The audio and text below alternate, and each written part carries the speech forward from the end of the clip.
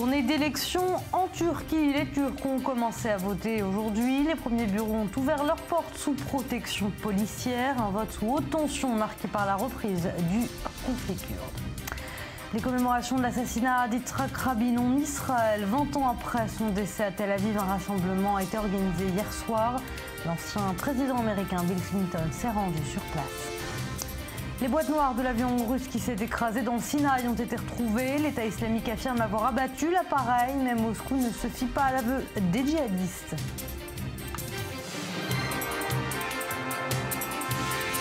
Voilà pour les titres, bonjour à tous. C'est donc une journée d'élection sous haute tension en Turquie. Aujourd'hui, pour la deuxième fois en 6 mois, les électeurs vont devoir choisir leur parlement. Mais face à ce vote, certains habitants semblent résignés, notamment ceux de la ville de Diyarbakir au sud-est du pays, car depuis plusieurs semaines, la ville est particulièrement touchée par la reprise du conflit kurde. Les explications en images. Diyarbakir, grande ville du sud-est de la Turquie à majorité kurde, est aujourd'hui divisée entre tristesse et colère. Les rues sont vides. C'est ici qu'ont eu lieu plusieurs attaques meurtrières entre forces de l'ordre turc et militants pro-kurdes qui revendiquent l'autonomie de leur région. Les élections législatives de ce dimanche ravivent les tensions. Nous avons perdu des centaines de nos amis. Nos collègues sont morts. Et nous en avons perdu plus encore avec les kamikazes, les détentions, les arrestations. Même ce matin, les membres de notre conseil des élections ont été placés en détention. En Turquie, des élections justes, ça n'existe pas.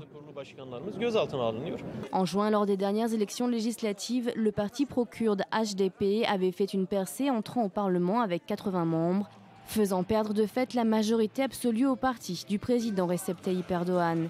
Depuis, c'est une guerre qui ne dit pas son nom qui a éclaté. Le président a organisé des élections anticipées pour plus de stabilité, selon lui. C'est une élection qui va assurer la stabilité et la confiance. Et je veux que la stabilité gagne dans ce pays. Je veux que la confiance, l'unité et la solidarité gagnent. Je veux que la Turquie gagne. Cible de nombreux attentats, le HDP pro-kurde a annulé ses interventions publiques, contraignant ses candidats à une campagne au rabais. Et sachez comment 12 personnes ont été tuées aujourd'hui dans l'attaque d'un grand hôtel de la capitale somalienne, Mogadiscio, fréquenté par des hommes d'affaires. Des membres du groupe Shebab, groupe islamiste, les Al-Qaïda, ont immédiatement revendiqué l'attaque. Et c'est dans ce même hôtel où 2 agents des services de renseignement français avaient été enlevés. En 2009, selon la police, les agresseurs ont fait exploser une voiture piégée afin d'ouvrir le passage avant d'entrer à l'intérieur de l'hôtel qui serait par ailleurs sécurisé par les forces de sécurité somaliennes. À présent, direction Tel Aviv. Quelques 50 000 personnes étaient réunies hier soir. Un grand rassemblement à l'occasion du 20e anniversaire de l'assassinat d'Yitzhak Rabin. Le Premier ministre israélien avait été tué par balle par un extrémiste juif. Plusieurs personnalités se sont exprimées, notamment le président israélien et l'ancien président américain Bill Clinton. Regardez. Des dizaines de milliers de personnes sur la place Yitzhak Rabin. Des Israéliens de droite comme de gauche, réunis pour rendre hommage au Premier ministre assassiné il y a 20 ans sur cette même place. Les déclarations d'hommage se sont enchaînées et les invités de marque aussi. Bill Clinton sur place et Barack Obama, dans un message enregistré, ont appelé les Israéliens à poursuivre l'œuvre d'Yitzhak Rabin. La prochaine étape dépend de votre décision. Si vous décidez qu'Yitzhak Rabin avait raison, qu'il faut vivre avec son voisin, que vous voulez offrir une chance à vos enfants, que vous voulez vivre en paix. Ceux qui l'aimaient et qui aiment Israël prient pour que vous preniez la bonne décision. Yitzhak Rabin a compris le danger auquel Israël devait faire face. Après tout, il défendait lui-même Israël, en tant que soldat et en tant que général. Mais il a aussi dit qu'on ne pouvait dominer éternellement les Palestiniens par la force. Et il cherchait chaque occasion, chaque chance pour aboutir à la paix. Le président israélien s'est lui attaqué aux incitations à la haine et à la violence à l'encontre d'hommes politiques. Lui-même a reçu de nombreuses menaces de mort. À ceux qui menacent, à ceux qui lèvent le poing, à ceux qui dessinent des images d'uniformes SS,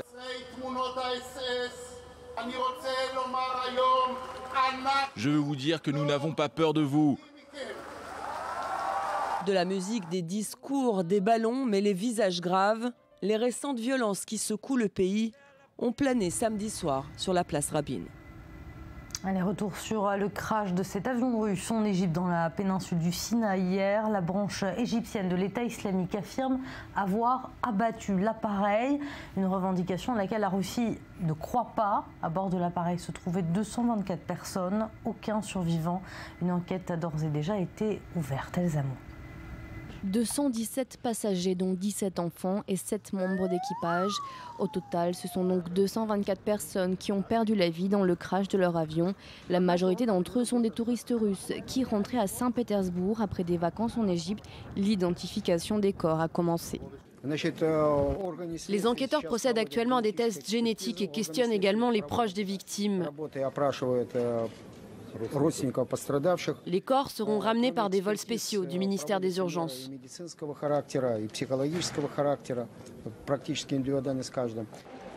L'Airbus A321 de la compagnie Kogali-Mavia a décollé samedi matin de la station balnéaire de Sharm el-Sheikh. Le capitaine s'est plaint d'une défaillance technique des équipements de communication peu avant le crash.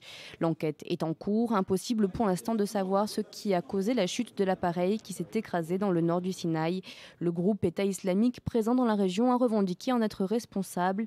Mais seule l'analyse des boîtes noires, d'ores et déjà retrouvées, pourra déterminer la cause du crash. La Russie a décrété un jour de deuil national à Saint-Pétersbourg. Les proches des victimes ont été pris en charge par les autorités et ont été regroupés vers un hôtel proche de l'aéroport où ils reçoivent les dernières informations en présence d'équipes médicales pour les soutenir. Alors la responsabilité de l'État islamique est-elle plausible? C'est la question que nous avons posée à Wassim Nasser, journaliste pour France 24 et spécialiste des mouvements djihadistes. Ils n'ont jamais revendiqué quelque chose qu'ils n'ont pas fait. Donc toujours, ils ont revendiqué tout ce qu'ils ont fait, aussi terrifiant soit-il ou aussi banal soit-il. Ils n'ont jamais revendiqué quelque chose, ou ils ne se sont jamais approprié une action dont ils n'étaient pas responsables. En ce qui concerne le communiqué, ils ne précisent pas de quels moyens donc ils ont descendu cet avion. Ils ont choisi les termes en arabe de dire descendu et pas abattu. Donc voilà, il faut s'arrêter aussi là-dessus.